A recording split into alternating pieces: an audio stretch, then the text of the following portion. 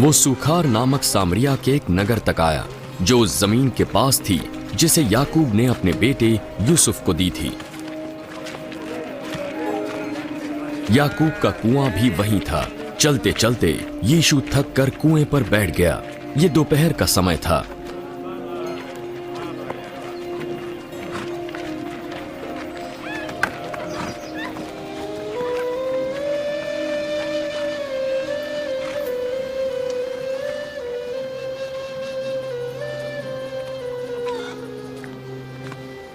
इतने में एक सामरी स्त्री पानी भरने आई।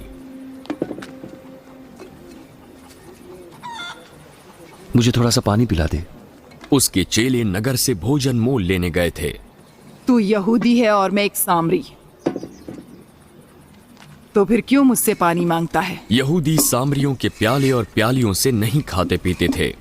अगर तू परमेश्वर के वरदान को जानती और उसे जो तुझसे पानी मांग रहा है तो तू उससे मांगती और वो तुझे जीवन का जल देता।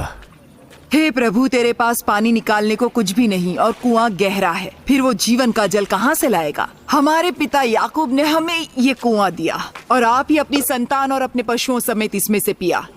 तो क्या तू हमारे पिता याकूब से बड़ा हो गया? जो कोई ये जल पिएगा वो फिर प्यासा होगा, परंतु जो कोई उस जल से पिएगा जो मैं उसे दूंगा वो फिर अनंत काल तक प्यासा ना होगा। जो जल मैं उसे दूंगा वो उसमें एक सोता बन जाएगा जो अनंत जीवन के लिए उमड़ता रहेगा और उन्हें अनंत जीवन देता रहेगा। हे प्रभु, वो जल मुझे दे ताकि मैं कभी प्यासी न हूँ और न जल भरने को इतनी दूर तक आऊं। जा अपने पति को यहाँ बुला कर लिया। मैं बिना पति की हूँ। तू ठीक कहती है, मैं बिना पति के हूं, क्योंकि तू 5 कर चुकी है और जिसके पास तू अब है वो भी तेरा पति नहीं। तूने मुझसे सच सच कहा। मुझे लगता है कि तू भविष्यद्वक्ता है।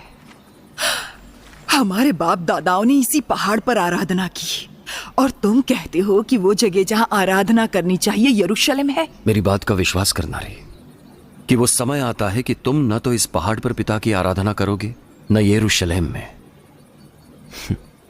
तुम जिसे नहीं जानते उसकी आराधना करते हो और हम जिसे जानते हैं उसकी आराधना करते हैं, क्योंकि उद्धार यहूदियों में से ही है।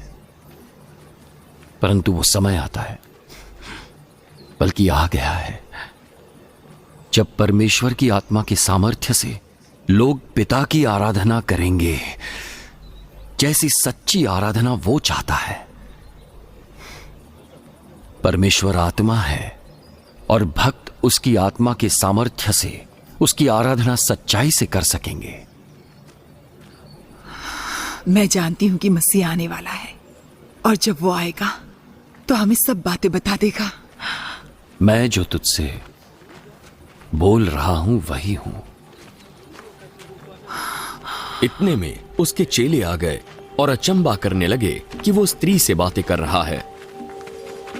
तो भी किसी ने स्त्री से नहीं पूछा तुझे क्या चाहिए, या मसीह से किस लिए उससे बातें कर रहा है। तब स्त्री अपना घड़ा छोड़कर नगर में चली गई।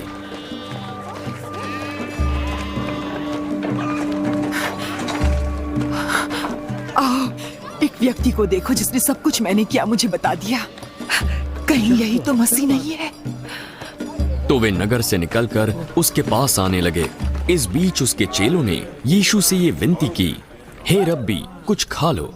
पर उसने उनसे कहा, मेरे पास खाने के लिए ऐसा भोजन है जिसे तुम नहीं जानते। तब चेलों ने आपस में ये प्रश्न किया, क्या कोई उसके लिए कुछ खाने को लाया है? मेरा भोजन यह है कि अपने भेजने वाले की इच्छा के अनुसार चलूं और उसका काम पूरा करूं। क्या तुम नहीं कहते कि कटनी होने में अभी 4 महीने पड़े हैं? देखो, मैं तुमसे कहता हूं, अपनी आंखें उठाकर खेतों पर दृष्टि डालो कि वे कटनी के लिए पक चुके हैं। काटने वाला मजदूरी पाता है और अनंत जीवन के लिए फल बटोरता है, ताकि बोने वाला और काटने वाला दोनों मिलकर आनंद करे। यहां वो कहावत ठीक बैठती है, बोने वाला और है और काटने वाला और। मैंने तुम्हें वो खेत काटने के लिए भेजा है जिसमें तुमने परिश्रम नहीं किया, दूसरों ने परिश्रम किया और तुम उनके परिश्रम के फल में भागी हुए।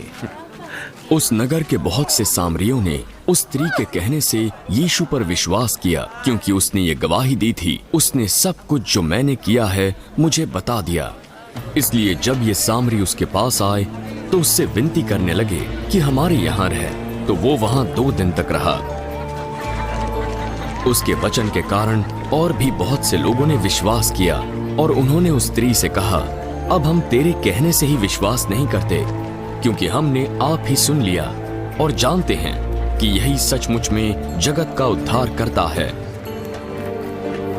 फिर उन 2 दिनों के बाद वो वहां से निकलकर गलील को गया।